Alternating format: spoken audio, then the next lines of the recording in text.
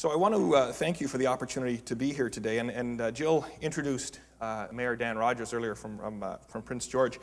But we also have two former committed Canadians in the room today as well, who were remarkable contributors in public service and specifically in politics. And one of them is, you're going to be properly celebrated shortly, David Emerson. It was nice to see you here, David, again, and congratulations.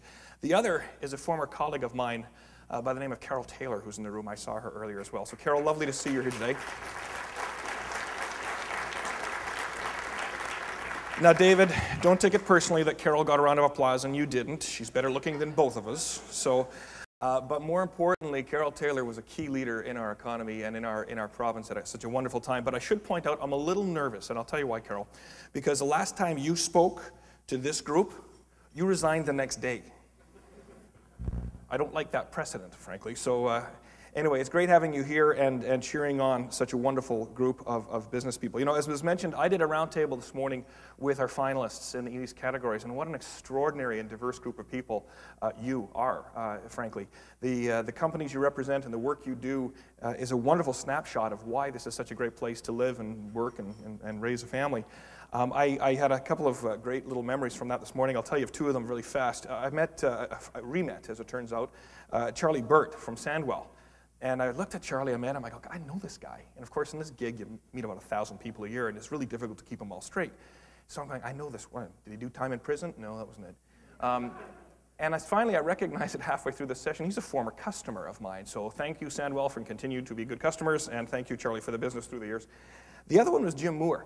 Now, Jim Moore is with Storkcraft, who is the largest provider or manufacturer of juvenile furniture. Now, I got to tell you, I was confused when I heard that, because I immediately thought, oh, this is the guy that puts all the desks and chairs in Victoria for the cabinet ministers. It made sense to me. You know, yes, that was a self-deprecating joke. You're allowed to laugh.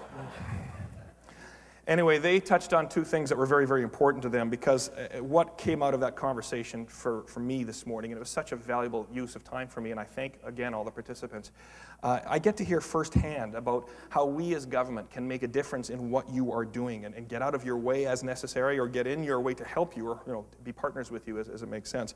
And in Charlie's case, he was really focused on the provincial nominee program, the PNP program, and in Jim's case, a very big focus on trade, and free trade in particular, and the importance of an open and strong trading relationships with our partners around the world, which I will come back to in just half a second. You know, there's no doubt that we've been through a very, very difficult economic period, and the recovery seems to be on its way. I mean, we're all kind of cautiously optimistic that this is where we're at, and certainly our exporting community is participating in that, and I sensed in the room this morning also participating in that optimism.